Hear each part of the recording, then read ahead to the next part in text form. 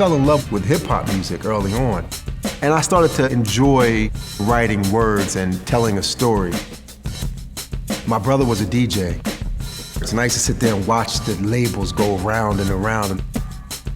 Growing up, I was really involved in graffiti art. I wound up doing the logo for Rap City. I used to sit over editor's shoulder. I used to stay there till 3, 4 in the morning and just experiment.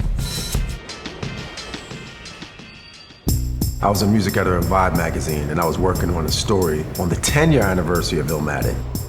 The pages couldn't contain it, so I contacted 19 and we said, let's do something bigger, maybe a documentary. We figured we can be done in a couple months. Going out after our jobs.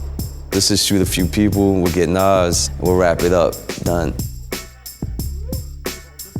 Originally, it was just about the making of Illmatic. When we interviewed Nas's father, Oludara, we recognized that the story was bigger than Nas in the studio. It was more about the culture around him, the people who's missing, dead, locked up, crack era in full swing. You felt the streets in that album. Set in Queensbridge and relatable to every hood. That's why it stands the test to this day. We missed the 10-year anniversary window, so we just kept shooting. We had full-time jobs. We did it when we could, with whatever money we could muster up. This doesn't really pay the bills. It was more about how do we make enough just so we can survive, creating a work of art that reflected a period that inspired us. When you have passion to create something that's bigger than you, the hours are meaningless.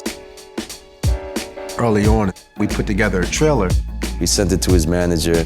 He said, meet me for dinner. An hour goes by and nobody shows up. He comes in with Nas. And we were like, oh, wow, this is a totally different meeting now. And then he was like, all right, keep working on it.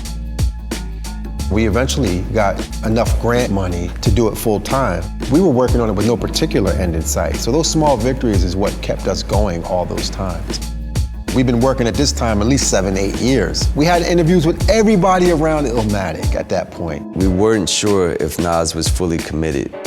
If he doesn't want to do it, this is pretty much it. And we just rolled the dice. He came through the studio. We showed him some stuff that he's never seen before. You could see him getting visibly excited. That 30 minutes led to 4 hours. And he said, whatever you need from me, let me know. I feel like you guys are making art. That changed everything. There was pressure to tell the story of Illmatic, the highest order of classic, the perfect album. Without a doubt, we had to finish. We put in day and night hours on it, nonstop. We literally slept in the studio editing. We were just two guys who had this vision to tell a story about Illmatic that was deeper than anything that we've seen. The entire journey took us 10 years to get there.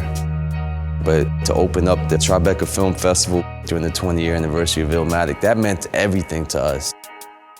The journey, it's never fully completed. It's always in the back of your mind that you can do it again. It's a passion that moves through you that you can't stop.